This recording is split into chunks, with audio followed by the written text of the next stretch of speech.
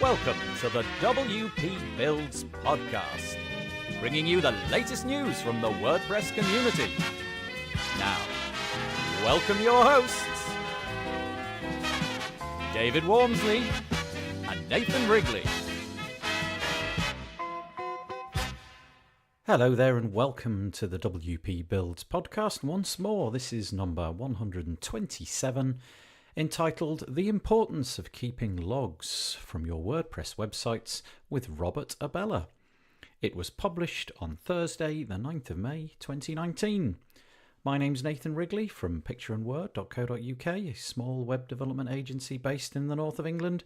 And there's no David Wormsley today because it's not a discussion episode, it's an interview episode with Robert. He's got a WordPress plugin called WP Security Audit Log, but we'll come on to that a little bit later. For now, if you wouldn't mind going over to the wpbuilds.com website, there's a whole bunch of links at the top there. For example, the subscribe link will allow you to get onto all of our mailing lists if you'd like to hear about what we do. And, you can go to iTunes and subscribe to the podcast there, the Google Podcasts app and so on, and leave some reviews and all of that good stuff. Anyway, it's all over at wpbuilds.com/subscribe.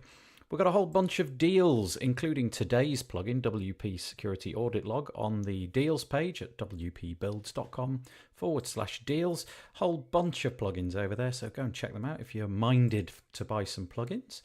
wpbuilds.com/contribute if you'd like to come on and do an episode with me about something that you specifically think is really cool. We've done quite a few of those recently.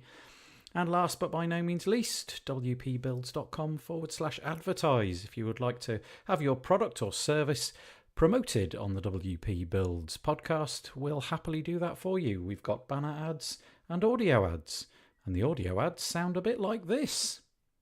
The WP Builds podcast was brought to you today by the Page Builder Framework. Do you use a page builder to create your websites? Well, the Page Builder Framework is a mobile responsive and lightning fast WordPress theme. It works with Beaver Builder, Elementor, Breezy and other page builders. With its endless customization options in the WordPress customizer, it's the perfect fit for you or your agency. Go to wp-pagebuilderframework.com today. And WP Admin Pages Pro. Have you ever needed to add custom admin pages to your client's WordPress dashboard, but you couldn't find the right tool to do it? WP Admin Pages Pro is here for you. Create beautiful admin pages using your favorite page builders, such as Beaver Builder, Elementor, Breezy, and more. Check it out at wpadminpagespro.com. And we do thank all of our sponsors for their support of the WP Builds podcast, because it certainly does help us keep putting this content out. Okay, today's episode is with Robert Abela. He's from the WP Security Audit Log plugin. It's a fabulous plugin which you may not have come across before. Indeed, you may not have taken logging seriously before. The whole point really is, I suppose it's a bit like an insurance policy. It's a whole load of data about, well, in the case of this particular plugin, about anything at all on your WordPress website, so you can go in and see exactly what's been happening, and if regrettably something has gone wrong, you should be able to track down what the problem was and get it patched up. So wonderful episode, really interesting, and we've never talked about this subject before, so I highly commend it to you. I hope you enjoy it. Hello there, welcome to the WP Builds podcast interview section. Today we have on the line, all the way from Edinburgh, although originally not from Edinburgh. We'll learn about that in a moment. We've got Robert Abela. Hello, Robert. Hello, Nathan. Thanks for having me on this podcast. You're very, very welcome. So you're living in Edinburgh, but you're not from Edinburgh. Where are you from, Robert? I'm originally from Malta, and for those who do not know, I mean, it's a very small island in the center of the Mediterranean. It's literally 21 miles by 14 miles. That's the size of Malta. So you've swapped sunshine for rain. Correct. In fact, when I speak to my friends, I've moved from the most sunny place in Europe to the darkest place in Europe. No regrets. It's a nice place, Edinburgh. We've got Robert on the call today because he's a WordPress professional, but in this particular case, we're going to be talking about a plugin which he has got on offer. And it's called WP Security Audit Log. You can find it over at www.wpsecurity.auditlog.com. No spaces and so on. So that's what we're going to discuss today. So although it's got the title of security at the beginning, we're going to discover that, it's not your typical security thing. It's something quite different. And the bit entitled Audit Log is perhaps where the conversation is going to go. So first of all, Robert, what's your background in this space? What gives you the credentials to flog a security audit log plugin? Okay. I started working in IT around 17 years ago, and I've always worked for security software companies. So I've always kind of like been dealing with IT security, web security, etc. I started as a software tester, and I was a systems engineer. I moved a lot. I was in R&D. I've done some basic development, QA, security research, etc. So basically, I have a strong background working with software startups and also in security. Around 7 years ago, I was working with a software company, and we tried to build a security service for WordPress. Back then, I remember Sukuru was starting as well. Our solution was a failure. We know exactly why, but at least we've learned from it. And that's where I kind of like discovered WordPress. And when I started freelancing, because I was like, I was working like for 14, 15 years in the corporate places, I wanted to kind of like start my own thing. So I started freelancing, and like almost any other WordPress security person, I started, like playing around with cleaning some hacked websites, etc. Because I always was into security. And one thing I've noticed in WordPress is, considering it's a multi-user setup, I was quite surprised that it had no sort of logging solution, like what users are doing when they are logged in, etc. I've seen some, back then I've seen like some plugins, but they were still like very small plugins, nothing major. So considering I have a security background, I was doing these cleanups. I wanted to know like what's happening, why these websites are getting hacked, or what people are doing. I sort of automatically started developing the plugin. I'm not a developer myself, as in I've written some codes. I can read and write code, but I'm not a developer. So basically, around 6 years ago, I started the plugin with some help of friends or paying other people to develop. But I've been kind of managing the project since then. Oh, great. Okay, so a history in IT security. Strikes me that in this day and age, security is kind of more important than ever, and also more troublesome than ever, because everybody's carrying a small either Unix or Linux machine around in their back pocket. Everybody's getting hacked. There's stories in the press all the time. It seems like a really hot topic.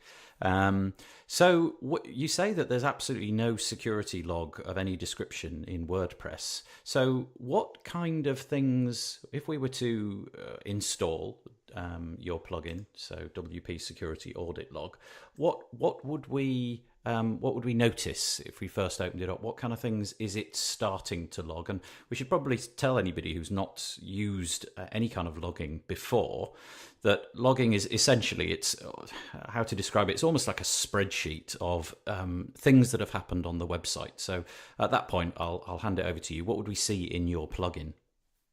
Okay, good question. So first of all, as you mentioned in the beginning, the whole thing started from the security point of view. That's why it's called WP Security Audit Log. So basically, in very simple terms, as you said, it keeps literally a log, a record of what people are doing. So once you open the plugin, it's almost like a spreadsheet. You'll see, like, if someone logs in, you'll see the date and time when the user logged in, the username, and that he logged in or that he changed the post. So yes, it's basically like a record of what people are doing. As I said, I have a background in security, so the plugin started as a security plugin, as a security logging plugin. So I was like mostly focused on keeping a log of, for example, when someone is scanning your website, so the plugin would detect it and will tell you like someone is generating a lot of 404 requests, for example, or someone is trying to log in, and so that's how it started. But yes, as time passed by, it became more than a security audit log. It's now actually a complete activity log solution, basically. We still call it security because, of course, security has, logs have a lot of purposes on a website. One of them is security, of course. It's like, of course, keeping a record of what happened. So basically, if by keeping a record of what's happening, there are a lot of advantages from the security point of view, because you can actually see if someone is trying to attack your website. So you can say, okay, this IP is generating a lot of suspicious activity. So you can block it using something else. And it's also used, unfortunately, in forensics. So when a website is hacked, it's not just enough to restore it. You need to know exactly what happened, because if you restore it, the security hole is still there and the attacker might still exploit it. So you can use an activity log to see exactly what the attacker did. Maybe he exploited vulnerability, then he hijacked a user account, changed its role, So an activity log helps you see all these things. But as I said, it's developed, it's been 6 years now, and it's moved. It's still a security plugin. As you said, it's not the traditional security plugin. It's I would say a security focused plugin, but it's not the typical firewall type of plugin, like where it protects your website. So it's purely a logs. But compared to other activity log plugins, since we have a security background, our logs are much more comprehensive. So of course they're really useful to people who have who are more like security oriented.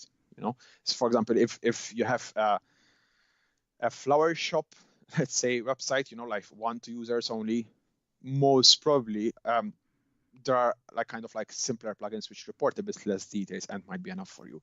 So ours, in fact, even if you look at our website, some of our clients are like universities, finance institutions. The logs are much more detailed, are much more comprehensive. So basically, you'll find literally everything. You'll find, for example, another activity log plugin would just tell you, for example, that a blog post was updated. In our case, it will tell you what was updated in the blog post with the title, content, URL. It will actually even tell you if custom fields are changed or things are changed directly in the database. So the logs are definitely much, much more comprehensive. The log coverage of the plugin is much more extensive than other plugins. So in fact, if you're not really into logs and into security, people might find all that information a bit overwhelming. But then, of course, we have solutions. I mean, you can literally disable and re-enable back any type of logging. Okay, so if we were to, you've been doing this for sort of 6 years. If we were to ask you, what are the common things that people that you've noticed in your time looking through these security logs that your plugin has found, if you like?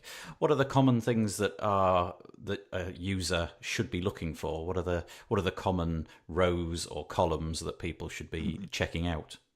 Good. Yes. So basically, the most common, of course, especially before an attacker manages to gain access or whatever, it's first they typically try to scan your website. So they will generate a lot of 404 requests. And when the plugin sees that a specific IP is generating a lot of 404 requests, then it will show a log entry like this IP address has generated so much requests. That usually is a sign that it's a scan. So it's already like a sign that someone is trying to attack you. Someone is trying to attack your login page. So basically, if you see an IP address that in the log files that it's constantly generating a failed login, again, that's most probably some sort of brute force attack. Then there are other types of attacks. So for example, if a user account is hijacked, which is very common, unfortunately, because of weak passwords, typically they try to change the actual content by injecting malware. They try to install, for example, a plugin, a rogue plugin, or change even a bit more hidden, let's say. They try to change some text in a widget rather than the actual content. So so basically, if you look at the logs, typically when running a website on a day-to-day, you don't install plugins every day. The first few months, you're kind of setting up the website, you do these things, but then it's just typically logging, maybe some content updates, and that's it.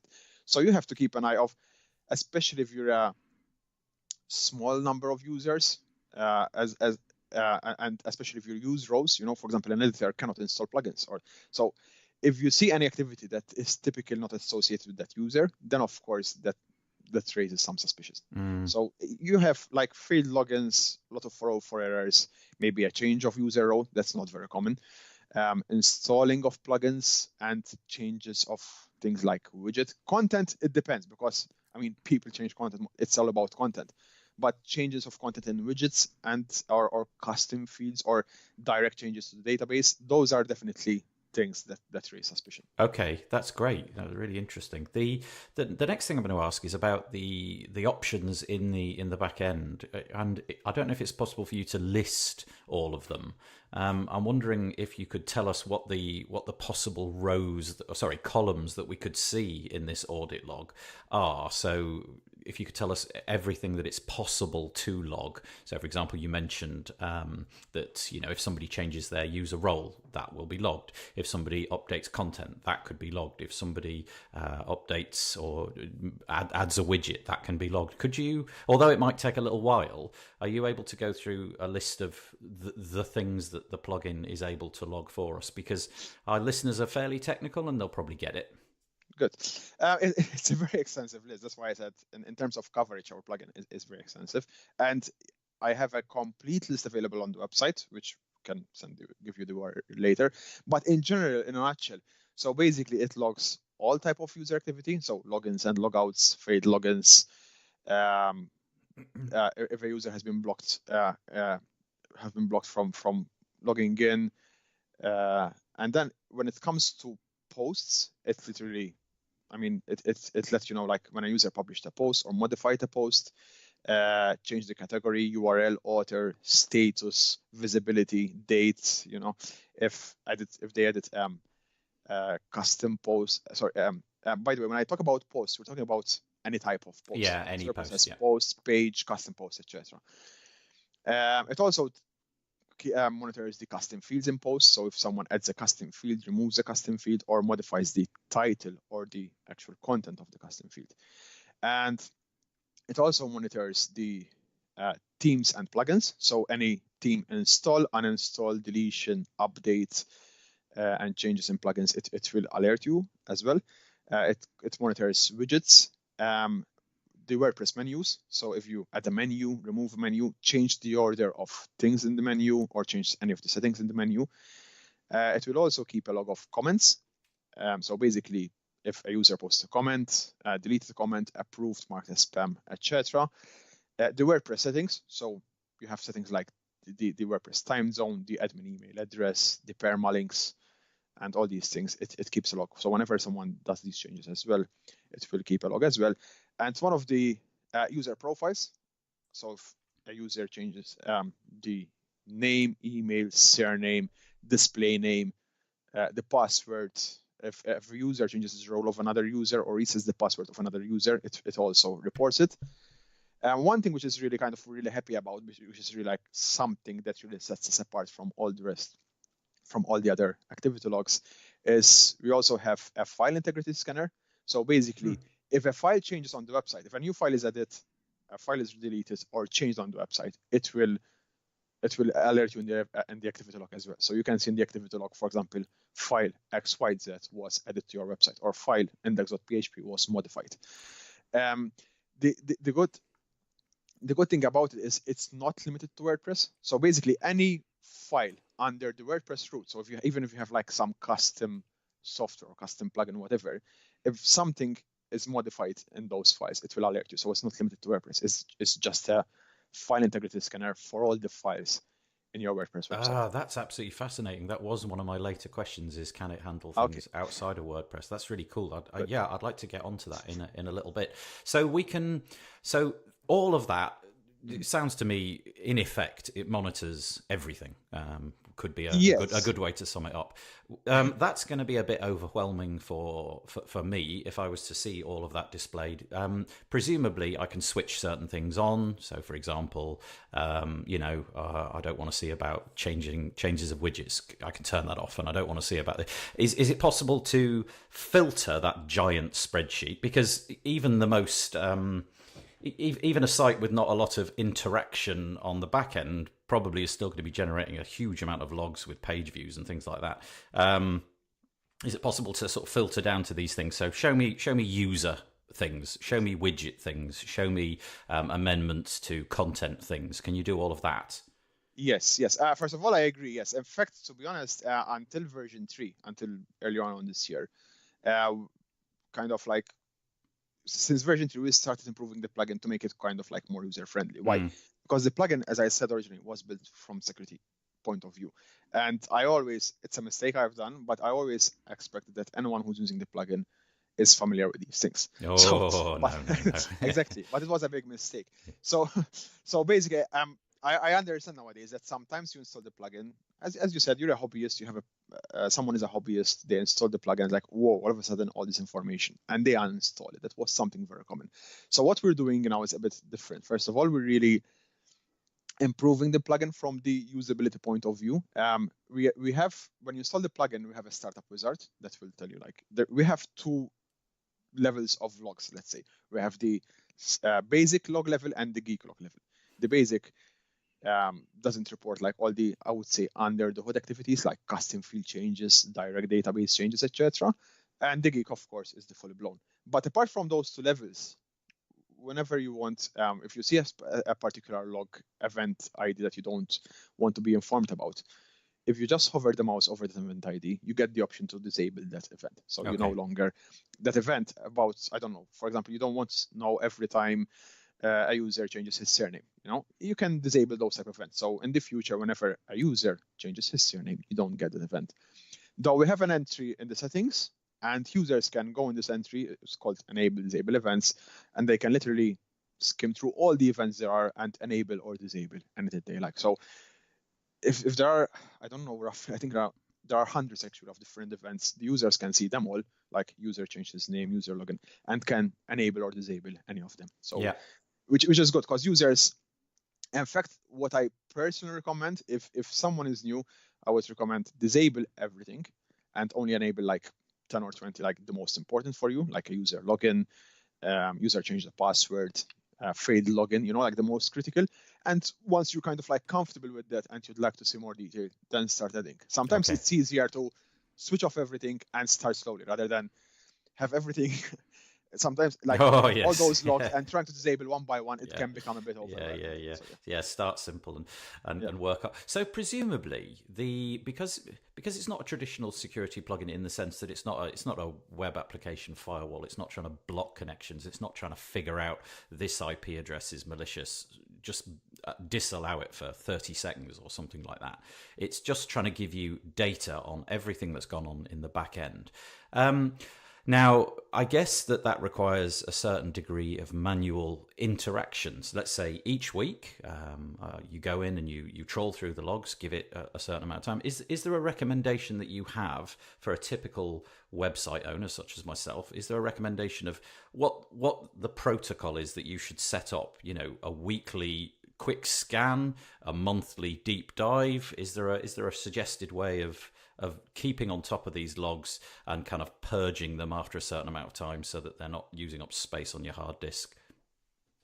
Yes, unfortunately, in most cases, logs are kind of like an insurance. You only refer to them when you need them, when something bad happens. Well, I was like 15 years ago, I was a systems engineer myself, and one of the best practices for systems engineers, which unfortunately not many do. I didn't used to do it because I don't have time. I didn't used to have time. Is go through the logs and see if you can spot something suspicious. Like spend half an hour once a week or whatever, and see if you can spot something suspicious. But of course, logs give you all the information you need if you know what you're looking for. Because if you don't know what you're looking for, you have like this long list of records. Like, okay, what does it mean to me? So it really depends. The plugin is as such is quite bare, I would say, in terms of features. Then of course you can add on the features in the premium edition. For example, once you get used to like what's the normal what users typically do on your website after a week or two, you can get an idea of like, okay, so typically there are these type of logins in the morning. Typically there are these there's, I don't know, like 20 post edits a day.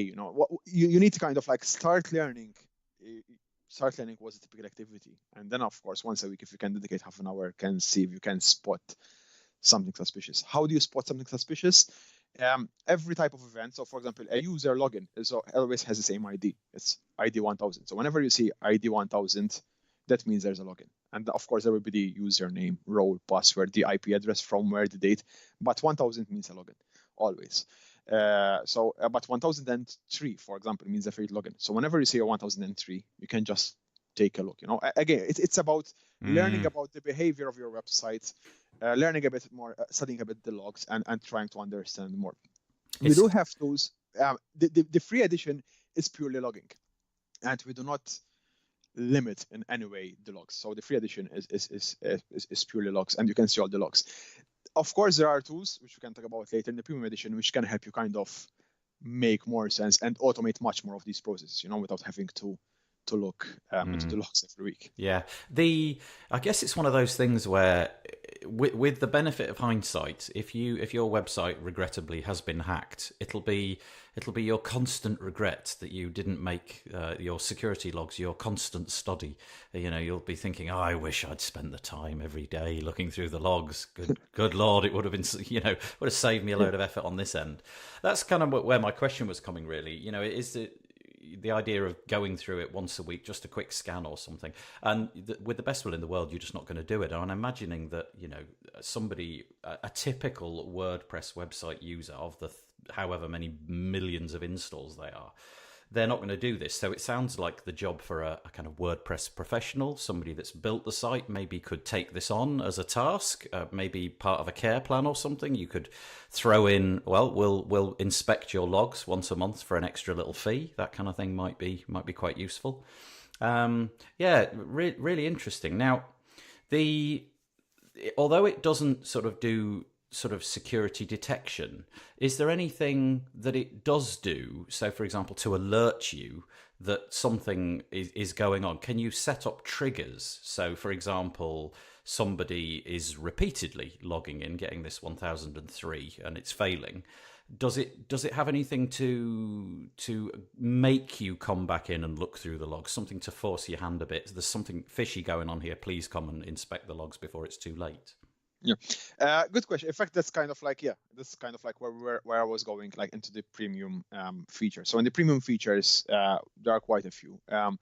One of them, which is something which you mentioned already, like triggers and email. So basically, one of the premium features is what we call email notifications. So you can literally build a trigger and say if there is a login, I don't know, after this time of the day or not from this IP, etc. You can build like any type of criteria you want. And then send me an email. So you can say like if there's a login and it's not from user Robert and it's not from this IP and it's after 5:30 p.m. then send me an email, because typically that maybe Robert sometimes logs in after 5:30, but if it's not Robert, then it's not someone legit. So send me an email. So you can build literally any type of triggers. You can say, for example, because the plugin even keeps a log of changes done directly to a database. So if a database, for example, if the plugin notices that something through WordPress changed a table structure, for example, or has written data directly to the table, it will alert you as well. So you can create like these type of notifications which don't typically happen every day. Like if a table in the database is modified, send me an email, because then it's something I should definitely worry about. Yeah. We also have a daily email notification. Once you install the premium edition, you get a daily email notification, which can be disabled as well, but most people leave it on, of course. Like it gives you like a daily roundup, like how many logins there were, how many failed logins there were, and from which IP addresses, if there were any plugin changes, someone installed or uninstalled or updated the plugin, like the most crucial things. Yeah. But we also have reports. So for example, apart from generating the reports, you can configure the plugin to send you a daily, weekly, monthly, or quarterly report. So for example, you can configure a report to say, listen, send me a report of all the plugin installs once every week. Maybe you have, I don't know, a very active website in terms of plugin installs, uninstalls, and changes. So once a week, at least, you get that report. So once you get that report, you go quickly over it and say, okay, I approve this plugin, I approve this plugin, I don't know about this plugin. So that raises a flag. So with all these automations and triggers, at least you don't have to go and do that extra half an hour checking the logs manually. So by automating all these, again, it's something you don't build overnight. It's something build up. You get used to what type of logging there is, what type of user behavior you have on that website, And then, of course, you build your own email alerts, reports, etc. And of course, hopefully within a few weeks or months, you have kind of like a very stable system where if something out of place happens, something suspicious, within an email alert or within a report, you can quickly say, listen, okay, that's wrong, because imagine, of course, ideally you should have like half an hour every week, literally going to the logs and say, okay, no. But most people in real life, they don't have this time. So at least if you get a weekly report of plugins installs, for example, or of database changes, you can quickly go through it and say, listen, okay, this is true, this is not true, this I approve, I don't approve, and you can get a very quick overview. And you always kept up to date, especially with email alerts, because emails, even if you're outside, everyone nowadays has an email on his mobile. So you get an email alert, someone logged in, and you're at the pub at night. No, someone shouldn't log in. At least you get. In the future, we are also working right now. In fact, we're also working on SMS integrations and other stuff. So hopefully, the idea is we keep the logs and we're trying to automate as much of that half an hour a week you should do for you. We're just trying to keep you updated without bombarding you with information. We need to find that fine balance, right balance, kind of like how much information the user actually needs. I suppose in a sense that's the goal that most people would be seeking for when they purchase a plugin like this, is a kind of set it, configure it, forget it. Yes. But unfortunately, that's kind of not what its purpose is, really, is it? In a way, but if you configure it cleverly enough, maybe it is.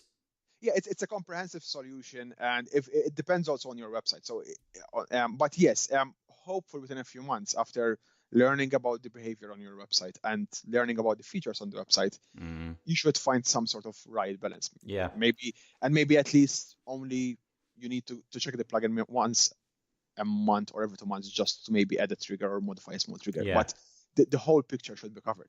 Now, you mentioned earlier that it was able to, for example, check the content of a post, say.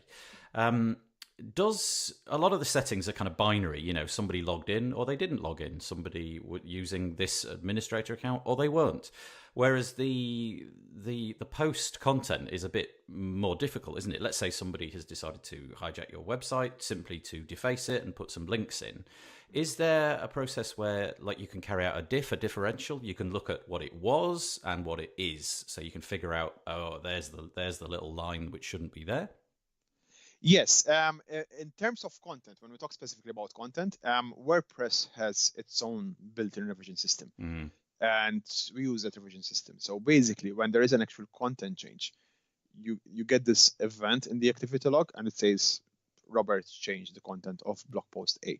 Click here to see differences, and once you click there, you can actually see a diff of the changes. Yeah, it's all built in WordPress. It's the normal WordPress stuff. That's yes, great. We're making it accessible. Yeah. We thought about building our own diff system because WordPress doesn't have it for custom posts, although you can do it. You can enable it via a few tweaks here and there. But still, at this stage, we never had so much demand for it. So, because mostly people use the posts and pages. So far, we might do it in the future. Yes, but we're not. We're still kind of like seeing how important it is. But apart from content, so yes, we do show a diff of content, but also apart from the typical user login, but whenever users changes like a status of a post, the URL, categories, whatever, we always report the old and the new. So if you change the URL, we'll tell you, like, listen, the URL was X and now it's Y. Great. The status was private and now it's public. So we always report where it's even like the permalinks. We'll say, like, listen, the permalinks were category dash post name and now they're date dash category. So where we can, we always post the old and the new. Right. And that's what really kind of like sets us apart from the competition. So going back to a thing that you mentioned a moment ago, the fact that it can scan through the core WordPress file, so anything within root, if you like. How does it do that? In other words, is it looking in the WordPress repository and doing a diff on there's what WordPress, the vanilla WordPress should be, here's what your WordPress is, and config.php has got this extra line in it. That's a bit weird. And can it learn to ignore things? Like, I've fiddled with my config .php file. Just leave it alone. I'm happy with those changes. Don't keep alerting me that there's something different. How does it do that? Is it looking in the repo and whatnot? No, we don't look at the repo for the simple reason that we've encountered, especially when dealing with bigger websites, a lot of people actually really customize WordPress. Yeah. So if you had to compare it to the repo, you get a lot of alerts and false positives. So we don't compare to the repo. What we do is this: the first time you install the plugin takes a snapshot of Perfect. it. Yep. And whatever change there is from that snapshot, then it will alert you. Right. The thing is this: if it takes a snapshot today, and later on today you add a new line in the WP config, for example, tomorrow it will alert you. On the next scan, it will tell you, listen, we found this new line. But then that's the new snapshot. So if the day after it scans again, there are no further changes. Okay. Alert you. Okay. It's always kind of like updates, keep the latest snapshot, because otherwise it will keep alerting you every time that the WP config file was modified. That's one of the reasons why we didn't use the WordPress repo, because we've seen other solutions. Some of them work well, but you get a lot of false positives usually. Because yes, I know about this change, but so we're keeping an image, especially if a user has customized the website. We can really say, listen, okay, this is the image of your website, and we're going to work on this one. So basically, if there is a change between scans, it will report that change. So Okay. if there's a new file, a deleted file, or modified, and it's not restricted to WordPress files. It actually can scan, as long as it's under the root of WordPress. Yep. If you have even like a custom PHP script or whatever, Right. it will scan it. And it's fully configurable. So if you go to the plugin settings, you can exclude directories, you can exclude files, you can exclude files by extension, the usual stuff. Can I change the period of time in which it's scanning? So, for example, if it creates a snapshot today, and I'm on it's the weekend, I'm not going to look and for at least 2 days. So that snapshot will now be the correct one.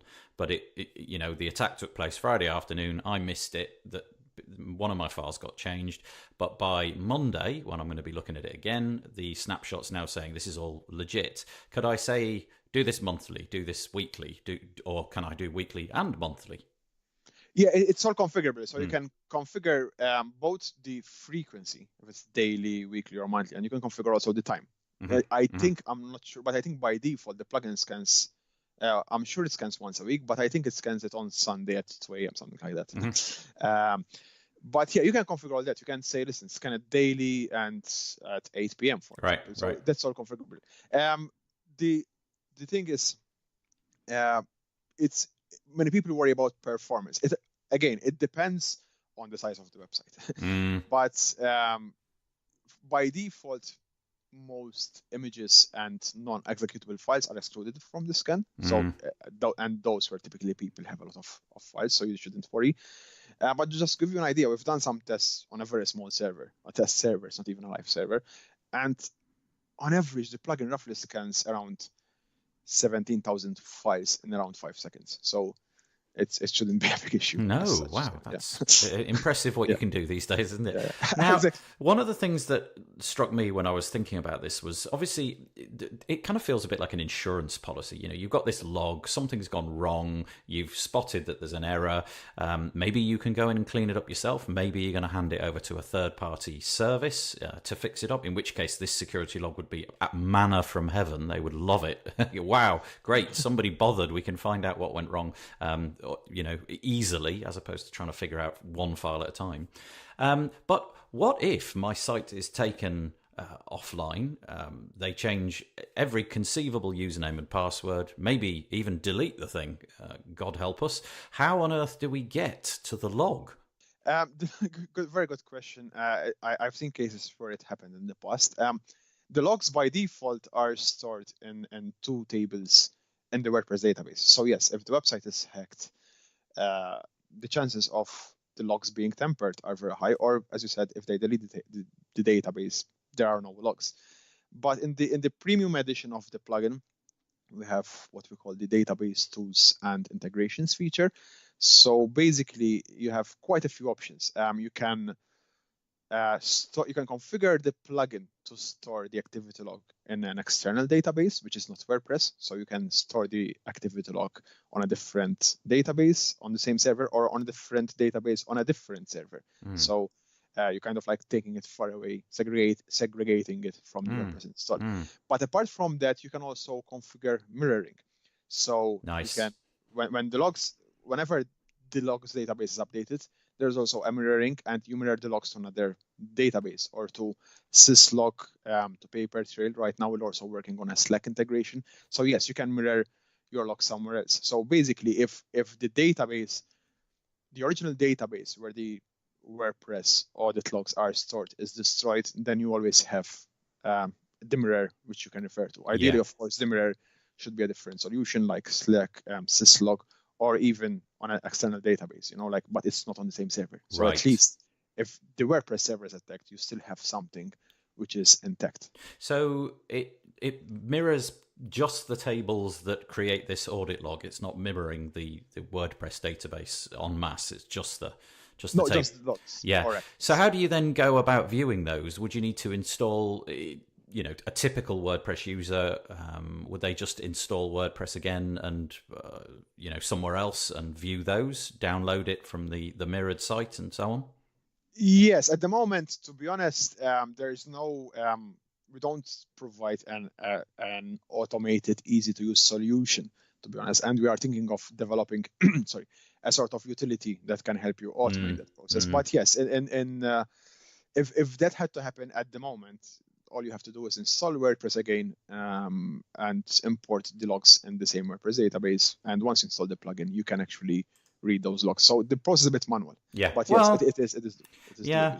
doable. I guess if it's mission critical, and you really need that log, then being able to install WordPress and download it into there, it's not that troublesome in my view. If you need your website back, you're going to go through those hoops. But you're right. I think having some kind of viewing system that you can just look at the mirrored log independently without having to set WordPress back up, that would be good. Exactly. Yeah. So I'm on www.wpsecurityauditLog.com, and I've actually navigated over to the pricing page, which is /pricing, and I noticed that you've got 3 offerings. You've got a starter offering, you've got a professional offering, and you've got a business offering, all with different prices and different options. Do you want to just quickly talk us through those?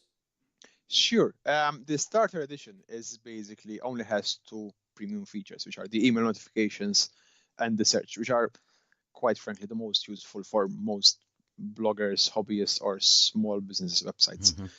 The professional edition, which costs just $10 more, it's the fully blown edition. We have email notifications, search, report, the external database support, integration tools, and session management. By the way, session management is something I didn't mention before. So basically, once you install the premium edition, you can see in real time who is logged into your website and what is their last change, the latest change that they've done. Yep. And you can also control like simultaneous connections, etc. But again, that's something quite advanced. So yes, the professional edition is the fully blown. The business edition, which costs $40 more, is exactly the same as professional, but you get priority support. So typically, we support business edition people within 2 to 3 hours maximum. All the other editions, you will always get support.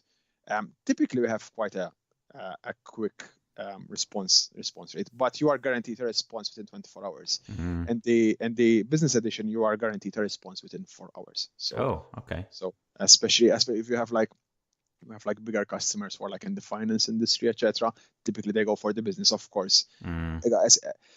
It depends on the criticality of the website, but yeah, if you have finance industry and your website is your business, then of course it's something very critical. So if you need some logs or something goes wrong, you need assistance ASAP. I notice in the I think it was the video that I saw on your website. I can't remember where I saw it, but I noticed that you support Multisite, and in a few of the communities that I'm in, the whole Multisite thing is kind of taking off again, strangely.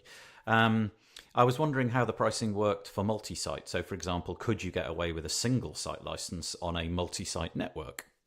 No. Fair enough. First of all, yeah, we do support multi-site. We do support it completely. In fact, we also have events in the activity log specifically for multi-site. So if an admin creates a site on the multi-site, that is reported. If a user is added or removed from a website, all of that is reported. In terms of licensing, you have to buy a license which cover the number of multi-sites. Okay. On that. So if you have a multi-site with 50 sites, you have to buy a 50-site license. The simple reason why we've done it, because we've been asked about it a couple of times, to be honest, it's very simple. I think it's personally, I think it's very unfair for someone who has one website to pay $99 and someone has a multi-site with 50 sites, which most probably, if you have that amount of sites, it's something much more successful, I would say, or something which is generating. It's only fair to pay a bit more also, because typically if you have a multi-site of 50 sites, you generate a bit more support than someone who has one site. So I think it's only fair, even for that user who has one website, that the other user pays a bit more. Yeah.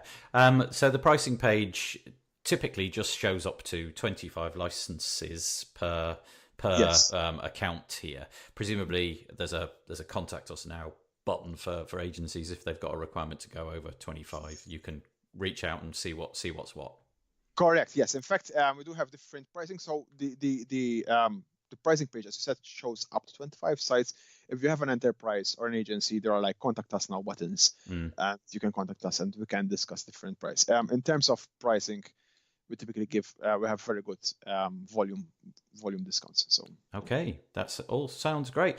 I have asked all the questions that I wanted to ask. So as is typical at the end of the podcast, I'm going to hand it over to you. You got however much time you want to tell us about where we can find you, email addresses, Twitter handles, Facebook pages, and all of that sort of stuff. So over to you. Sure. Thank you very much. So basically, as you said, the plugin's website is www.wpsecurityauditLog.com, and there you can also find the icons for the social media channels which we have, which basically is Twitter, LinkedIn, and Facebook. My Twitter handle is Robert Abela, Abela is my surname. I'm also on Facebook, and my email is robert@wpsecurityauditLog.com. Great. Apart from the plugin, if you don't mind, I also have a website called WPWhitesecurity.com. It's basically like the mother company, I would say, like the mother company of the plugin, because apart from WP Security Audit Log, we just launched a new plugin 2 or 3 months ago. It's a password policy plugin. If you have time, check it out and give us any feedback you might have. Yeah, cool. But very much in line with what you're doing here. You know, it's all security related. Fantastic. Yes, in fact, the blog on WP White Security is a vendor neutral blog where kind of we write about security in general. So yes, even if you'd like to read something about WordPress security in general, you know, like passwords, logs, or anything else actually, and like patch management, etc., you can go to the WP White Security blog. Nice. Hey, thank you for coming on the podcast today. Much appreciated. It's an interesting topic, and not one we definitely haven't touched on anything like this before. We've touched on security, but not on this specific aspect. So my advice would be, if you've ever experienced a hack or your site going down for reasons unknown, something like this probably in your back pocket would have been really useful. If you've never had it, you know, it's the reason you go out and buy car insurance. You don't want to have an accident, but when it happens, good Lord, it's useful. Correct. Yeah, so you know, have a think, especially if you've just got the one site. They've got licenses for that, and as you go up, you know, if you've got a business where you've got some critical websites, this might be very useful indeed. So thanks Robert for coming on and telling us all about it. Thank you, Nathan. Thank you very much. Well, I hope you enjoyed that episode. It was a bit of an eye-opener for me recording that. There was all sorts of useful and interesting information in there about all sorts of things that I didn't really know about. I didn't understand quite how much security logging information could be done, and also how it could prevent things from happening to you. And I suppose if you've got an agency and you're dealing with many multiple sites, information like this could get you back up and running much more speedily and stop you wasting time trying to track down what the problem was. The WP Builds podcast was sponsored today by WP and Up. 1 in 4 of us will be directly affected by mental health related illness. WP and Up supports and promotes positive mental health within the WordPress community. This is achieved through mentorship, events, training and counselling. Please help enable WP and Up by visiting wpandup.com. wp.org/give. And we thank WP and Up for sponsoring our podcast and keeping the lights on. Okay, that's it for today's episode. I hope you enjoyed it. I hope you'll come back next week, next Thursday. Join us once more for the podcast. If not, we've got a weekly roundup of the news, which comes out on a Monday morning. And we've also started doing a weekly live roundup of the news with some notable people in the WordPress community. That goes out in our Facebook group live. Usually it's going to be on a Monday. Might not be on a Monday every week depending on schedules and things, but the idea is that it'll be a round panel discussion about some of the things going on in the WordPress world for that week. Okay, that's it. I'm going to fade in some cheesy music and say bye-bye for now.